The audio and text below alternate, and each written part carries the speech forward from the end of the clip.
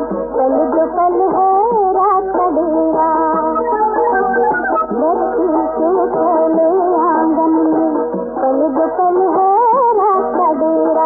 जुल्म का पीला सिर से देखो झांक रहा है नया सवेरा। ढलता दिन मजबूर सही, चढ़ता सूरज मजबूर नहीं, मजबूर नहीं। थक मत जाना राही, थक मत जाना रात राही।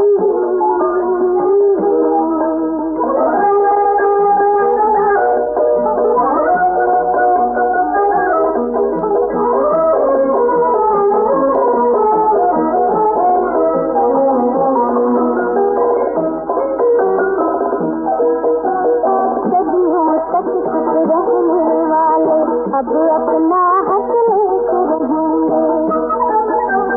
सदियों तक चुप रहने वाले अब अपना हक लेके रहेंगे। जो करना है ठीक करेंगे, जो कहना है साथ कहेंगे। बेटी दिल घुट कर मरना किसका दस्तूर नहीं, दस्तूर नहीं। थक मत जाना राही, थक मत जाना रात राही।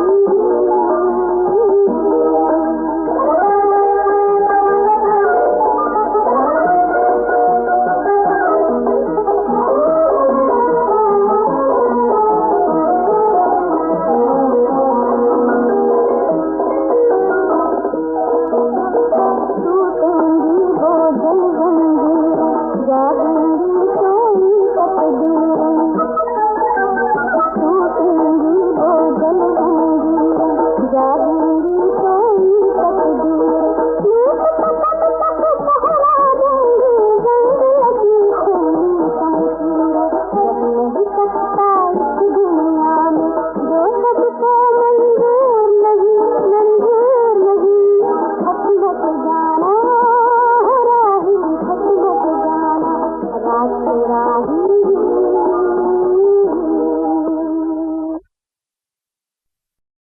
ओम शांति 22/4/2026 प्रातः मुरली।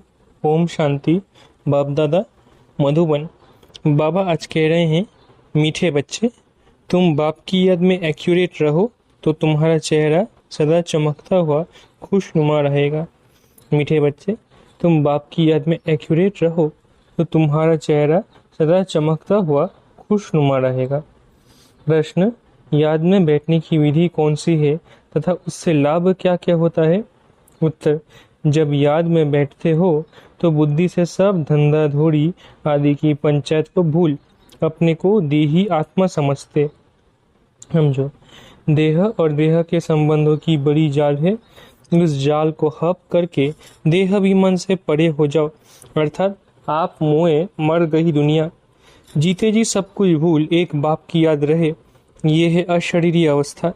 इससे आत्मा की कट उतरती जाएगी। गीत रात के राही। ओम शांति। बच्चे याद की यात्रा में बैठे हैं, जिसको कहते हैं निष्ठा में अथवा शांति में बैठे हैं।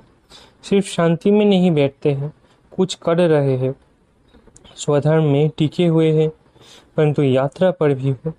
ये यात्रा सिखलाने वाला बाप साथ में भी ले जाते हैं। वो होते हैं जिस्मानी ब्राह्मण जो साथ ले जाते हैं। तुम हो रूहानी ब्राह्मण। ब्राह्मणों का वर्ण अथवा कुल कहेंगे। अब बच्चे याद की यात्रा में बैठे हो और सत्संगों में बैठते होंगे तो गुरु की याद आएगी। गुरु आकर प्रवचन सुनाए, वो है सारा भक्ति मार्ग। ये याद की यात्रा है जिससे विकर्ण विनाश होते हैं। तुम याद में बैठते हो जंक अर्थात कट निकालने के लिए। बाप का डायरेक्शन है याद से कट निकलेगी, क्योंकि पतित पावन मैं ही हूँ। मैं किसी के याद से नहीं आता हूँ। मेरा आना भी ड्रामा में नूंद है। जब पतित दुनिया बदलकर पावन दुनिया होनी है, आदि सनातन देवी देवता धर्म जो प्रायलोप है, उसकी स्थापना फिर से ब्रह्मा द्वारा करते हैं। जिस ब्रह्मा के लिए ही समझाया है, ब्रह्मा सो विष्णु सेकंड में बनते हैं, फिर विष्णु सो ब्रह्मा बनने में 5000 वर्ष लगते हैं। ये भी बुद्धि से समझने की बातें हैं। तुम जो शूद्र थे अब ब्राह्मण वर्ण में आए हो। तुम ब्राह्मण बनते हो तो शिव बाबा ब्रह्मा द्वारा तुमको ये याद की यात्रा सिखलाते हैं खाद निकालने के लिए। ये रचना का चक्र कैसे फिरता है सो तो समझ गए। इसमें कोई देरी नहीं लगती। अभी है बरोबर कलयुग। वो सिर्फ कहते हैं कलयुग की अभी आदि है और बाप बतलाते कलयुग का अंत है, घोर अंधियारा है। बाप कहते तुमको इन सब वेद शास्त्रों का सार समझाता हूँ। तुम बच्चे सुबह को जब यहाँ बैठते हो तो याद में बैठना होता है, नहीं तो माया के तूफान आएंगे। धंधे दौड़ी तरफ बुद्धि योग जाएगा। ये सब बाहर की पंचायत है ना। जैसे मकड़ी कितने जाल निकालती है, सारा हब भी कर लेती है। देह का कितना प्रपंच है, काका चाचा मामा गुरु गोसाई, कितना जाल दिखाई पड़ती है। वो सारी हब करनी है देह सहित। अकेली देही बनना है। मनुष्य शरीर छोड़ते हैं तो सब कुछ भूल जाते हैं। आप मुए मर गई दुनिया। ये तो बुद्धि में ज्ञान है कि ये दुनिया खत्म होनी है। बाप समझाते हैं जिसका मुख नहीं खुलता है तो सिर्फ याद करो। जैसे ये ब्रह्मा बाप को याद करता है, कन्या पति को याद करती है क्योंकि पति परमेश्वर हो जाता है। इसलिए बाप से बुद्धि निकल पति में चली जाती है। ये तो पतियों का पति ब्राइड ग्रूम है ना। तुम सब हो ब्राइड्स। भगवान की सब भक्ति करते हैं। सब भक्तियाँ रावण के पहरे में कैद है तो बाप को जरूर तरस पड़ेगा ना। बाप रहम दिल है, उनको ही रहम दिल कहा जाता है। इस समय तो गुरु बहुत प्रकार के हैं। जो कुछ शिक्षा देते हैं उनको गुरु कह देते हैं। यहाँ तो बाप प्रैक्टिकल में राजयोग सिखलाते हैं। ये राजयोग किसको सिखलाना आएगा ही नहीं परमात्मा के सिवाय। परमात्मा ही नहीं आकर राजयोग सिखाया था, फिर उससे क्या हुआ ये किसको पता नहीं है। गीता का प्रमाण तो बहुत देते हैं। छोटी कुमारियाँ भी गीता कंठ कर लेती है तो कुछ न कुछ महिमा होती है। गीता कोई गुम नहीं हुई है। गीता की बड़ी महिमा है। गीता ज्ञान से ही बाप सारी दुनिया को रिजुविनेट करते हैं। तुम्हारी काया कल्प वृक्ष समान अथवा अमर बना देते हैं। तुम बच्चे बाप की याद में रहते हो, बाबा का आह्वान नहीं करते।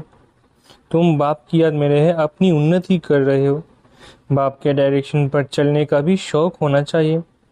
हम शिव बाबा को याद करके ही भोजन खाएंगे, वो या शिव बाबा के साथ खाते हैं। दफ्तर में भी कुछ न कुछ टाइम मिलता है। बाबा को लिखते हैं, कुर्सी पर बैठते हैं तो याद में बैठ जाते हैं।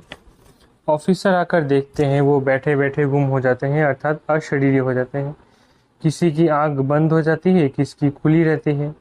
कोई ऐसा बैठा होगा कुछ भी जैसे देखेगा नहीं, जैसे गुम रहते हैं। ऐसे ऐसे होता है। बाबा ने रस्सी खींच ली और मौज में बैठा है। उनसे पूछेंगे तुमको क्या हुआ, कहेंगे हम तो बाप की याद में बैठे थे। बुद्धि में रहता है हमको जाना है बाबा के पास।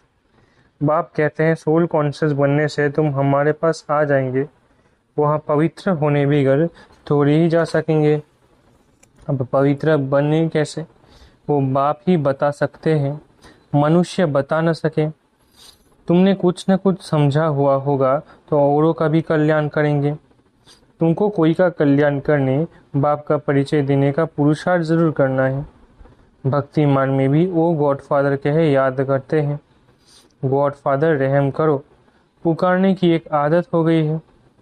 बाप तुम बच्चों को अपने समान कल्याणकारी बनाते हैं। माया ने सबको कितना बेसमझ बना दिया है।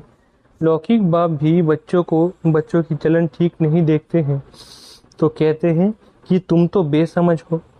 1 वर्ष में बाप की सारी मिल्कियत उड़ा देंगे। तो बेहद का बाप भी कहते हैं तुमको क्या बनाया था, अभी अपनी चलन तो देखो। अब तुम बच्चे समझते हो कैसा वंडरफुल खेल है। भारत का कितना डाउनफॉल हो जाता है। डाउनफॉल ऑफ भारतवासी। वो अपने को ऐसे समझते नहीं हैं कि हम गिरे हैं, हम कलयुगी तमो प्रधान बने हैं। भारत स्वर्ग था अर्थात मनुष्य स्वर्गवासी थे, वही मनुष्य अब नरकवासी है। यह ज्ञान कोई में नहीं, ये बाबा भी नहीं जानता था। अभी बुद्धि में चमत्कार आया है। 84 जन्म लेते लेते सीढ़ी तो जरूर उतरनी पड़ेगी। ऊपर चढ़ने की जगह भी नहीं है। उतरते उतरते पतित बनना है। ये बात कोई की बुद्धि में नहीं है। बाप ने तुम बच्चों को समझाया है, तुम फिर भारतवासियों को समझाते हो कि तुम स्वर्गवासी थे, अब नरकवासी बने हो। 84 जन्म भी तुमने लिए हैं। पुनर्जन्म तो मानते हैं ना, तो जरूर नीचे उतरना है। कितने पुनर्जन्म लिए वो भी बाप ने समझाया है। इस समय तुम फील करते हो हम पावन देवी देवता थे, फिर रावण ने पतित बनाया। बाप को आकर पढ़ाना पड़ता है शूद्र से देवता बनाने के लिए। बाप को लिबरेटर गाइड कहते हैं, परंतु अर्थ नहीं समझते हैं। अभी वो समय जल्दी आएगा जो सबको पता पड़ेगा। देखो क्या से क्या बन गए हैं, ड्रामा कैसे बना हुआ है। किसको स्वप्न में भी नहीं था कि हम लक्ष्मी नारायण जैसा बन सकते हैं। बाप कितना स्मृति में ले आते हैं। अब बाप से वर्षा लेना है तो श्रीमत पर चलना है। यात्रा की प्रैक्टिस करनी है। तुमको मालूम है कि पादरी लोग पैदल करने जाते हैं, कितना साइलेंस में ऐसे चलते हैं। वो क्राइस्ट की याद में रहते हैं। उन्हों का क्राइस्ट के साथ लव है। तुम रूहानी पंडों की प्रीत बुद्धि है परम प्रिय परम पिता परमात्मा के साथ। बच्चे जानते हैं नंबरवार पुरुषार्थ अनुसार कल पहले मुआफिक राजधानी जरूर स्थापन होगी। जितना पुरुषार्थ कर श्रीमत पर चलेंगे। बाप तो बहुत अच्छी अच्छी मत देते हैं, फिर भी ग्रहचारी ऐसी बैठ जाती है जो श्रीमत पर चलते ही नहीं है। तुम जानते हो श्रीमत पर चलने में ही विजय है, निश्चय में ही विजय है। बाप कहते हैं तुम मेरी मत पर चलो। क्यों समझते हो कि ये ब्रह्मा मत देते हैं? हमेशा समझो शिव बाबा राय देते हैं। वो तो सर्विस की ही मत देंगे। कोई कहेंगे बाबा ये व्यापार धंधा करो। बाबा कोई इन बातों के लिए मत नहीं देंगे। बाप कहते हैं मैं आया हूँ पतित से पावन बनाने की युक्ति बताने, न कि इन बातों के लिए। मुझे बुलाते भी है हे पतित पावन आकर हमें पावन बनाओ, तो मैं वो युक्ति बताता हूँ। बहुत सहज है। तुम्हारा नाम ही है गुप्त सेना। उन्होंने फिर हथियार बाण आदि दिखलाए हैं, परंतु इसमें बाण आदि की कोई बात ही नहीं है। ये सब है भक्ति मार्ग। बाप अगर सच्चा मार्ग बताते हैं, जिससे आधा कल्प तुम सच खंड में चले जाते हो। वहाँ दूसरा कोई खंड होता ही नहीं। किसको समझाओ तो भी मानते नहीं कि ये कैसे हो सकता है कि सिर्फ भारत ही था। क्राइस्ट से 3000 वर्ष पहले भारत स्वर्ग था, तब और कोई धर्म नहीं था। फिर झाड़ वृद्धि को पाता रहता है। तुम सिर्फ अपने बाप को, अपने धर्म कर्म को भूल गए हो। देवी देवता धर्म का अपने को समझते तो गंदे चीजें आदि कुछ भी नहीं खाते। जो खाते हैं क्योंकि वो गुण नहीं है, इसलिए अपने को हिंदू कह देते। नहीं तो लज्जा आनी चाहिए।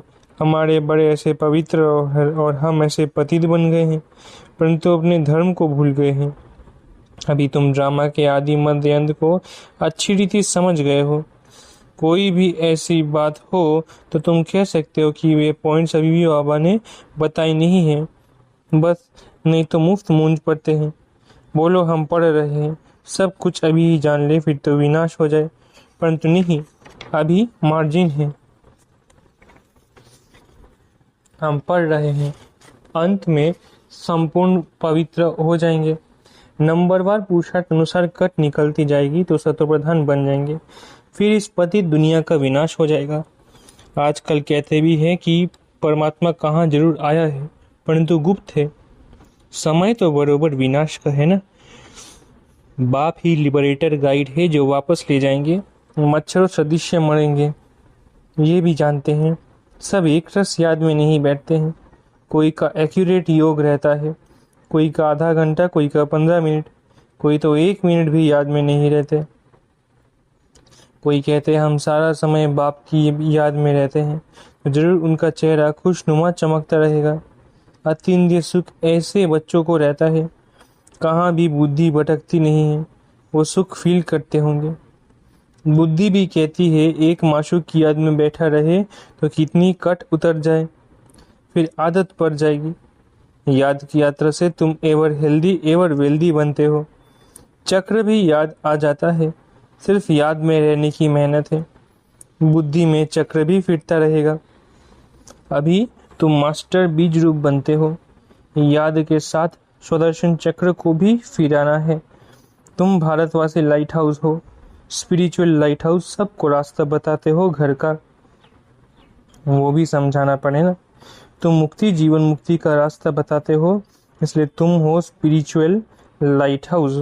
तुम्हारा स्वदर्शन चक्र फिरता रहता है। नाम लिखना है तो समझाना भी पड़े, बाबा समझाते रहते हैं। तुम सम्मुख बैठे हो, जो पिया के साथ है उनके लिए सम्मुख बरसात है। सबसे जास्ती मजा सम्मुख का है। फिर सेकंड नंबर है टेप, थर्ड नंबर है मुरली। शिव बाबा ब्रह्मा द्वारा सब कुछ समझाते हैं। ये ब्रह्मा भी जानते तो है ना, फिर भी तुम यही समझो कि शिव बाबा कहते हैं। ये न समझने के कारण बहुत अवज्ञा कर देते हैं। शिव बाबा जो कहते हैं वो कल्याणकारी ही है, भला कल्याण हो जाए, वो भी कल्याण के रूप में बदल जाएगा। अच्छा, मीठे मीठे सिखलदे बच्चों प्रति माता पिता बाप दादा का याद प्यारा गुड मॉर्निंग। रूहानी बाप की रूहानी बच्चों को नमस्ते। हम रूहानी बच्चों की रूहानी माता पिता बाप दादा को याद प्यार गुड मॉर्निंग और नमस्ते। धारणा के लिए मुख्य सार। पहला, बाप के हर डायरेक्शन पर चलकर अपनी उन्नति करनी है। एक बाप से सच्ची सच्ची प्रीत रखनी है। याद में ही भोजन बनाना और खाना है। दूसरा, स्पिरिचुअल लाइट हाउस बन सबको मुक्ति जीवन मुक्ति का रास्ता बताना है।